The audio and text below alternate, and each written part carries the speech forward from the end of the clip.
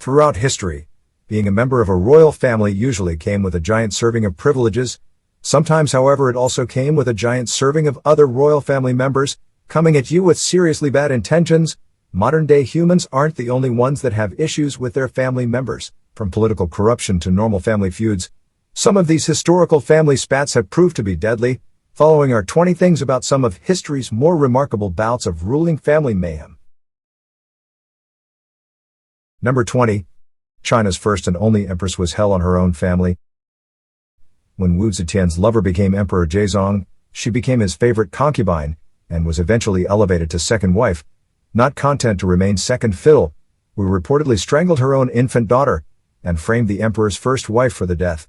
The intrigue worked, and Wu became the emperor's official consort, the highest-ranking woman in the imperial family. Her power in the imperial household and family grew, as she steadily eliminated opponents and potential threats. When Emperor Zhezong died in 683, Wu became Empress Dowager, and ran the empire as regent in the name of her son, the underage Emperor Yangzhou. When Yangzhou ascended the throne in his own right in 684, he tried to get out from under his mother's thumb. He lasted only 6 weeks on the throne, before Wu had him deposed, exiled, and replaced with her youngest son, whom she made Emperor Ruozong. She maintained all power in her own hands, and 6 years later, she tired of bothering with any pretense about who actually ran China, so she made Ruozong relinquish the throne, officially proclaimed herself Empress Regnant, and ruled in that capacity until she was overthrown in 705. Number 19. Peter the Great steamrolled all opposition, including opposition within his own family. Tsar Peter the Great dragged Russia often kicking and screaming from its medieval ways and into the modern world. His achievements included revamping the government, weakening the Orthodox Church, modernizing and strengthening the military, and expanding Russia's borders. He also moved the capital from Moscow to a new city that he built on the Baltic and named after himself St. Petersburg. As with any major reforms, those of Peter faced significant resistance from the old order. However, the Tsar ruthlessly enforced his will and steamrolled over all opposition. Tragically, those steamrolled included his own family. In order to safeguard his reforms, Peter ended up killing his own son and heir, the Tsarevich Alexei Petrovich. As kids often do, Peter the Great's son and heir sought to stake out his individuality by contrasting himself with his father. To that end, Alexei became conservative and religious, and attracted admirers from amongst the traditionalists pining for the old days. Unfortunately for the Tsarevich, he was in the wrong family for that kind of stuff. The kinds of kids who get away with that are the kinds of kids who don't have Peter the Great for a father. Number 18. Peter the Great's family had serious issues. The reformist Peter the Great, determined to protect his legacy from the threat of its getting overturned by a reactionary successor down the road, sought to force his son Alexei into seeing things his way. The pressure eventually got too much for the Tsarevich. In desperation, he escaped to Vienna, where he sought political asylum from the Habsburgs. That was bad enough, but then it got a whole lot worse. The roots of the family troubles were deep.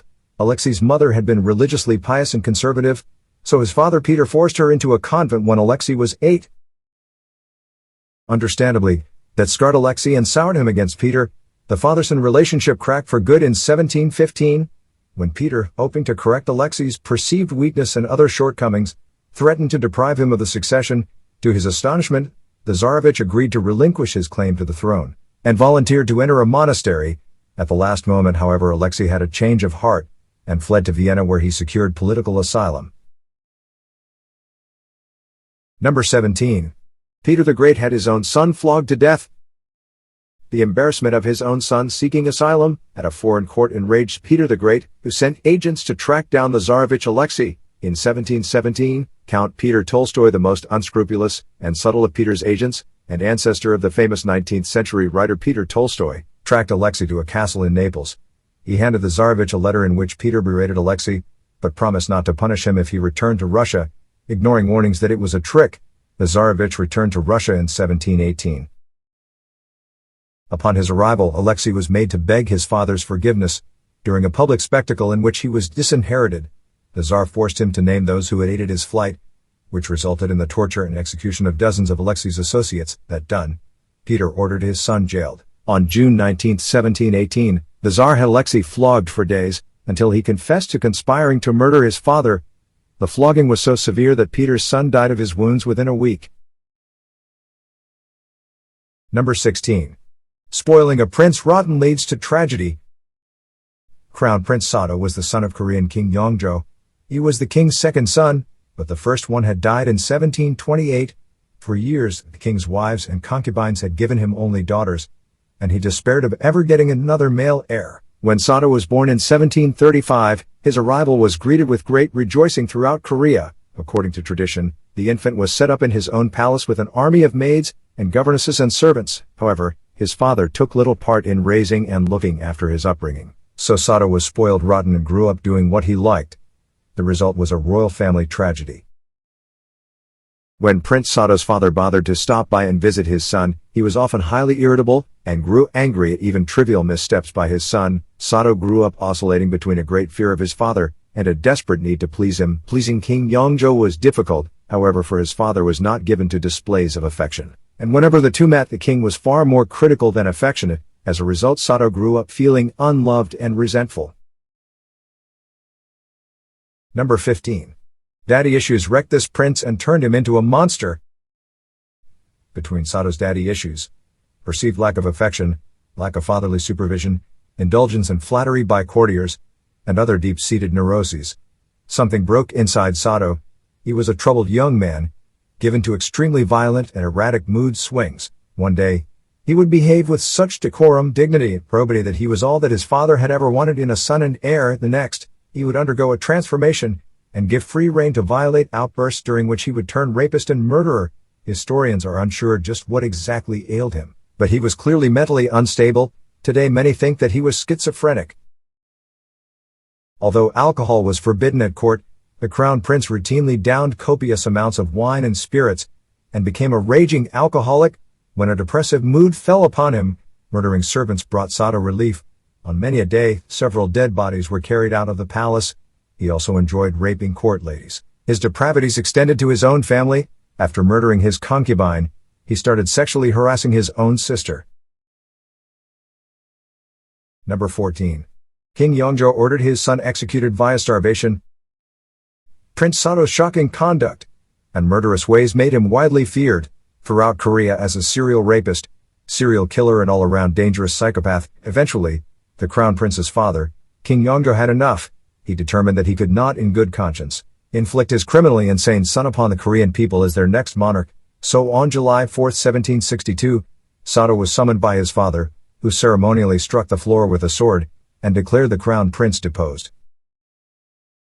However, that still left unanswered the question of just what to do with Sato.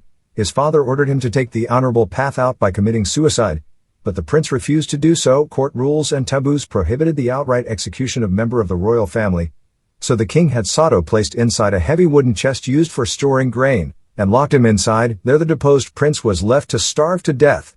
It took him 8 days to die. Number 13.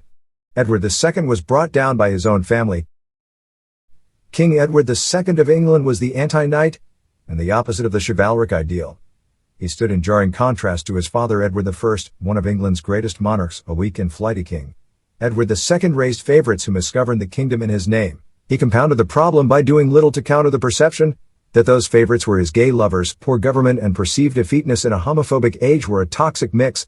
They earned Edward the contempt of his barons, subjects, and even his own family. It brought him to grief in the end, when his wife Queen Isabella of France overthrew him. The problem began early in his reign, when Edward enraged his barons by making an earl out of Piers Gaveston, a frivolous favorite and his rumored lover.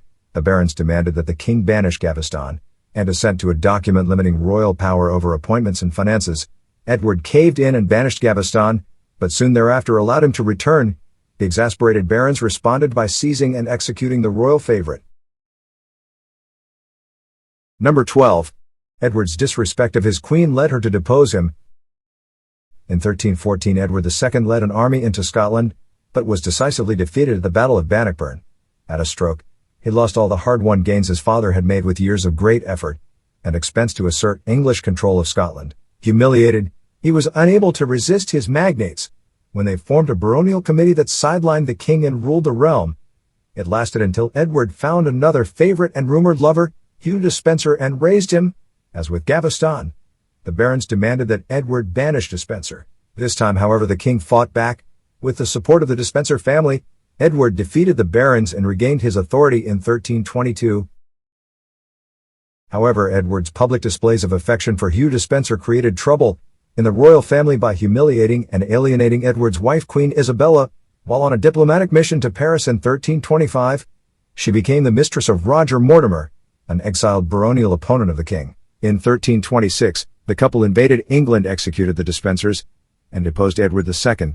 They replaced him with his 14-year-old son, who was crowned Edward III in January 1327, with Mortimer as regent. Number 11.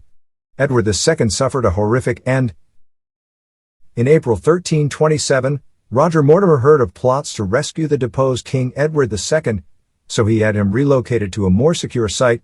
More reports of fresh plots to free Edward caused Mortimer to order him moved to various other locations. During the spring and summer of 1327, eventually the fear that one of the numerous plots might finally succeed led Mortimer to decide on ending the problem once and for all, and putting Edward II beyond all rescue by having him killed.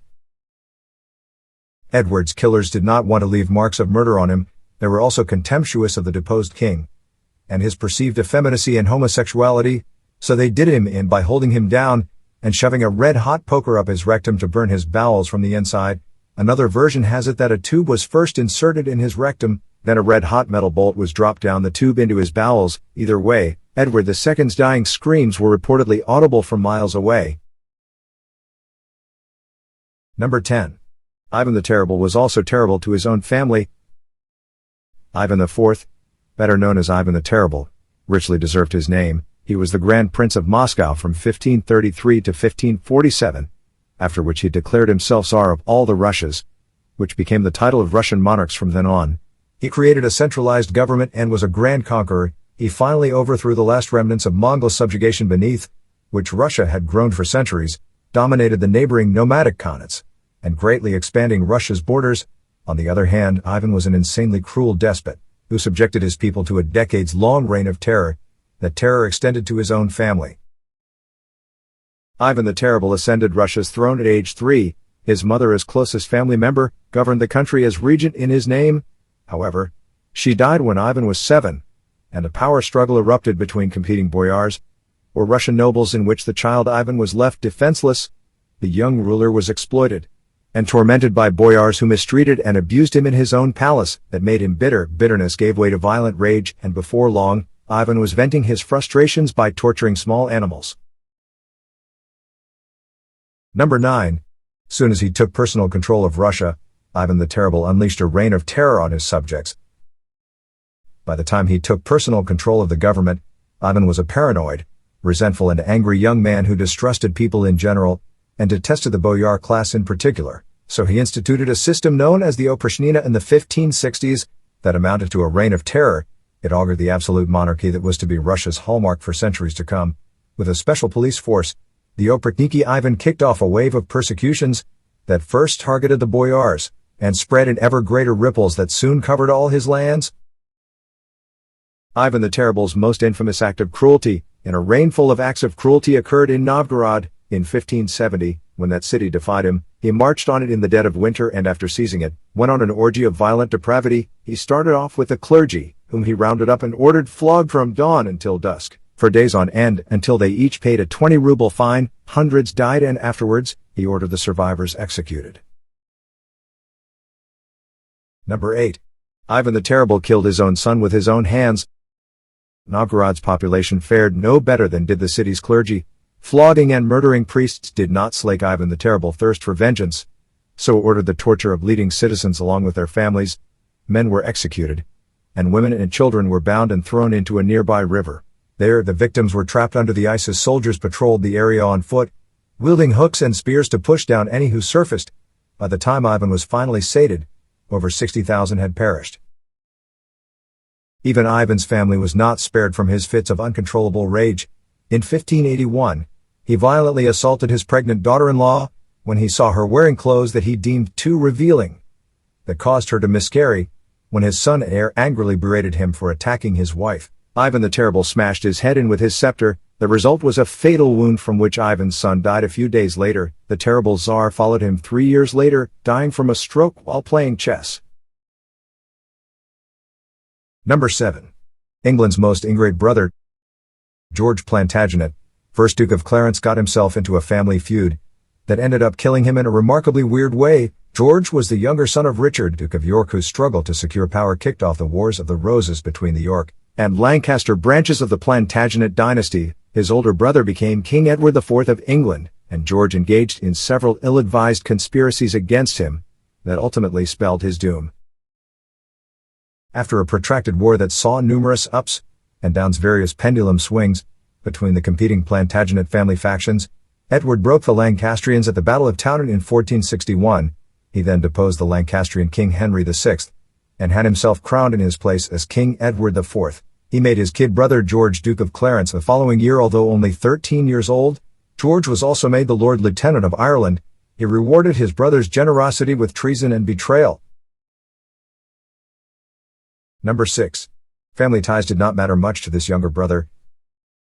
As he grew into early manhood, George Plantagenet, 1st Duke of Clarence, idolized and came under the influence of Richard Neville, Earl of Warwick.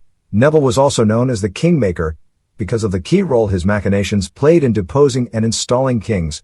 George married Neville's daughter in defiance of the plans of his older brother, King Edward IV, to marry him into a European royal family in order to secure a dynastic alliance that opened a family rift that soon grew wider over time. Neville, who had been instrumental in deposing King Henry VI and replacing him with Edward IV, eventually fell out with King Edward and deserted to the Lancastrians. George rewarded his brother's earlier generosity with betrayal, took his father-in-law's side, and despite being a member of the York family, switched his support to the Lancastrians. With the Kingmaker's machinations, George's brother Edward IV was deposed and forced to flee England in 1470, and the once deposed Lancastrian King Henry VI was restored to the throne. Number 5. The Duke of Clarence betrayed his family once too often. After betraying his brother Edward IV, George, Duke of Clarence, started to mistrust his father-in-law, the Kingmaker, so he switched back to his own Yorkist family and supported the restoration of his brother. Edward IV returned to England in 1471, defeated the Lancastrians in a battle during which the Kingmaker was killed, and was restored to the throne. He ensured that the twice-deposed Henry VI would trouble him no more by having him murdered. After having already executed Henry's son and sole heir, Edward pardoned his younger brother George and restored him to royal favor. In 1478, George was once again caught out plotting against his brother. Finally fed up with his wayward sibling, Edward IV ordered George arrested and jailed in the Tower of London, and had him tried for treason. Personally conducting the prosecution before Parliament, Edward secured a conviction and bill of attainder against George, who was condemned to death. On February 18, 1478, George Plantagenet, 1st Duke of Clarence, was executed by being dunked into a butt, or big barrel of Malmsey wine. He was forcibly held under the surface until he was drowned. Number 4. Julius Caesar might have been killed by his own son. Marcus Junius Brutus the Younger was made famous or infamous by the "et tu, Brute" quotation from Shakespeare's play Julius Caesar. Brutus was Julius Caesar's friend, and although he might have also been Caesar's biological son, that family tie did not stop him from becoming Caesar's best-known assassin, a patrician. He was born to Marcus Junius Brutus the Elder, who was treacherously murdered by Pompey the Great, and Servilia, who became Julius Caesar's mistress for many years. After his father's murder, Brutus was raised by his maternal uncle Cato the Younger, one of Rome's leading conservatives and a staunch advocate of returning to the values and lifestyles of the Roman Republic's early days. Brutus had been a close ally of Julius Caesar and a supporter of his Popularis faction. However, as Caesar sought greater power, Brutus came to view him as a tyrant, so he switched to Caesar's conservative Optimates opponents. Brutus fought within the Optimates ranks and under the leadership of his father's murderer, Pompey the Great, in the civil war against his erstwhile friend, mother's lover and probable father. Number 3. Family ties did not prevent Brutus from murdering Caesar. Julius Caesar won the civil war, then pardoned Brutus and restored him to favor. Paradoxically, that just enraged Brutus even more, as he resented the fact that any Roman should have the power to pardon another Roman in the first place. Caesar eventually assumed dictatorial powers when he started acting increasingly like a monarch. A faction of Roman senators, styling themselves the Liberators, formed to assassinate him. They recruited Brutus, whose family name and descent from Lucius Junius Brutus The Roman Republic's founder, who did away with the monarchy and expelled the last Roman king, carried significant symbolic weight. Brutus betrayed Caesar and delivered one of the stab wounds during the dictator's assassination on the Ides of March in 44 BC. Afterwards, the Senate declared an amnesty for the killers, but rioting forced Brutus and the other assassins to flee Rome the following year. Caesar's nephew and heir, Octavian, secured a resolution revoking the amnesty and declaring Caesar's assassins murderers that led to another round of civil war, which culminated at the Battle of Philippi in 42 BC. The combined forces of Octavian and Mark Antony crushed those of Brutus and the surviving assassins. Brutus committed suicide after the defeat. Number 2. A conqueror killed by his own family. Shakazulu was a tribal warrior who rose to become chief of the Zulus, then launched a ruthless campaign of conquest against other southern African tribes. A military visionary, he revolutionized tribal warfare in the region, bringing it to a hitherto unprecedented pitch of destructiveness. By the time he was done, he had established a Zulu empire. His fall came not from defeat at the hands of his open enemies, but at the hands of his own family. When Shaka came to power, tribal warfare in southern Africa was a low-intensity affair. It was dominated for the most part by rituals and display, with warriors parading in front of their respective armies, shouting challenges and defiance at the enemy, and throwing the occasion spear, there with relatively little actual fighting, and thus few fatalities. Shaka was of a bloody-minded bent, however, so he set about changing that. He introduced fighting formations, organized his men into regiments known as impis, and transformed the Zulus into a disciplined army. Number 1. Shakazulu killed millions before he was killed by his family. Shakazulu revolutionized tribal combat tactics by abandoning the throwing spears used in the region for centuries. This taught men to use short stabbing spears, emphasizing shock tactics and decisive close combat. Zulu tactics and training made them unstoppable, triggering a catastrophe known as the mfecane, meaning the crushing or forced migration. Tribes forced to flee Shaka's onslaught were forced to encroach upon their neighbors, who were then forced to fight or become refugees, encroaching upon their neighbors in turn. The result was a cascade of violence that claimed the lives of millions. Shaka's reign finally came to an end in 1828. That year, he sent a regiment raiding up to the borders of the Cape Colony. When it returned, rather than allow it the customary rest, he ordered the regiment out on yet another raid. That and increasingly megalomaniacal behavior led to widespread grumbling. Taking advantage of the disgruntlement, Shaka's half-brother Dingane organized a plot within the conqueror's own family. At a signal one day at camp, he and his co-conspirators fell upon Shaka and stabbed him to death.